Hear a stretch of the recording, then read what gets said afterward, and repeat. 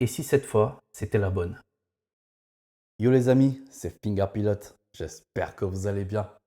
On y est enfin au Brésil, à Sao Paulo, sur un des plus beaux, si ce n'est le plus beau bijou du calendrier, Interlagos. Pendant quelques heures, on a craint pour le Grand Prix à cause de la tension politique qui aurait pu retarder la logistique. Mais la FIA nous a vite rassurés, on aura bien notre week-end sud-américain pour nous remettre de la daube absolue qu'a été Mexico.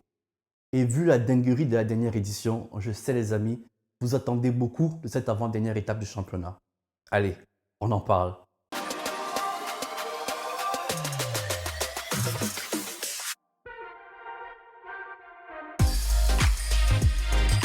Finger Pilot.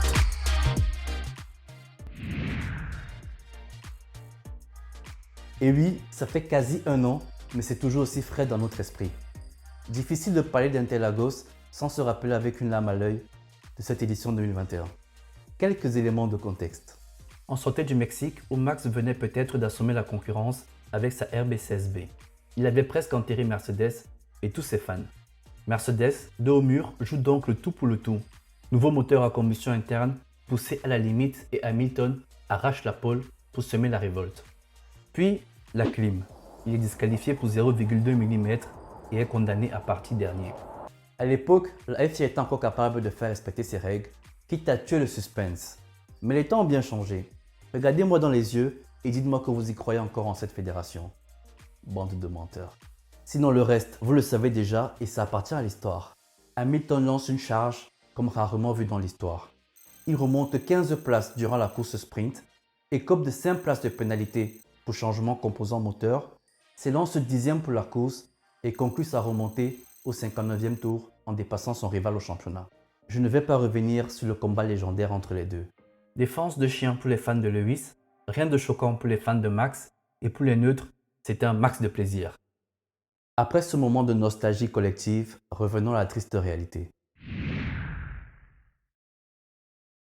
Et si Mercedes et Lewis avaient enfin leur première victoire ici au Brésil les amis? S'il y a bien des grands prix où Lewis est su motiver et peut créer des surprises, c'est bien pour ces deux grands prix à domicile. Non, je ne suis pas devenu fou, vous m'avez bien entendu. Hamilton a été fait citoyen d'honneur au Brésil et y évoluera désormais en pilote local. Déjà qu'il avait le soutien du public par le passé, je vous laisse imaginer la folie maintenant qu'il est l'un des leurs. James Vowles, tacticien de l'écurie, prédit un week-end compétitif au Brésil, mais peut-être pas autant qu'au Mexique. Attention à la course sprint les amis. Le sprint pourrait jouer en leur faveur car la voiture est meilleure en conditions de course. En cas de mauvaise qualif vendredi, ils auront donc 24 tours supplémentaires samedi soir pour se rapprocher de la première ligne. Vous l'aurez compris, l'espoir est permis mais il faudra être au taquet pour faire tomber l'invincible Max. La Scuderia nous doit une meilleure prestation. Ils ont été inexistants à Mexico où l'altitude ne leur a pas vraiment réussi.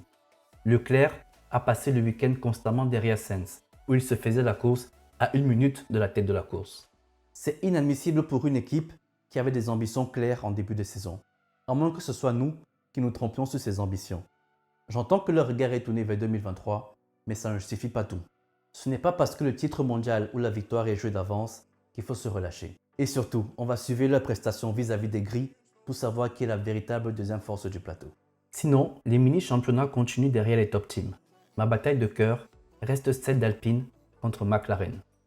Franchement, on a tous les ingrédients d'une lutte mondiale. Des pilotes de talent, des casses mécaniques, des petites piques aux concurrents dans les médias. Dommage que ce soit juste pour la P4. De plus, Fernando Alonso nous fait son CSC classique quand il quitte une écurie en taclant Alpine. De quoi rajouter du drama. McLaren, quant à eux, savent gérer ces moments, puisqu'en 2020, ils ont gagné la P3 face à Racing Point à la dernière course. Donc les Bleus peuvent se faire avoir par les oranges papayes. L'autre lutte à surveiller, c'est Alfa Romeo V6 Aston Martin.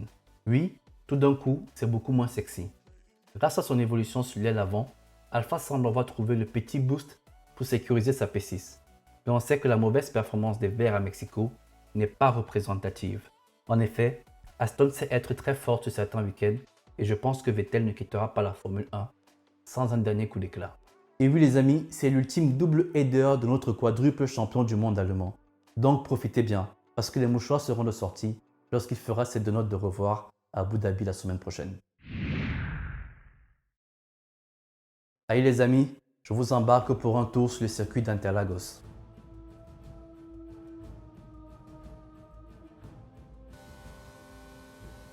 Premier virage, gros freinage avec une entrée dans les célèbres S de Senna. Sacrifier l'entrée pour favoriser la sortie, car Edol sur une ligne droite avec DRS. Le quatrième virage devenu populaire par l'affrontement des deux gladiateurs et leur excursion hors piste. Beaucoup de dépassements se feront sur ce virage.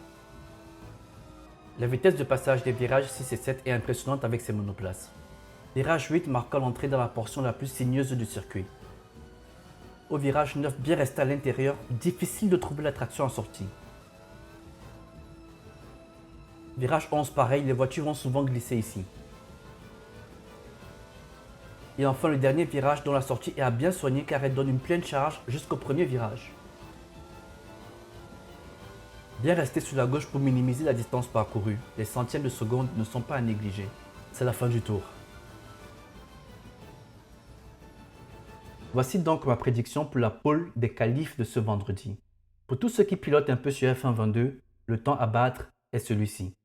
Je vous retrouve donc en commentaire pour avoir vos chronos et surtout pour vérifier si je me fais satelliser par Max. Voilà les amis, c'est la fin de cette preview. Merci de m'avoir suivi et je compte sur vous pour les gestes habituels.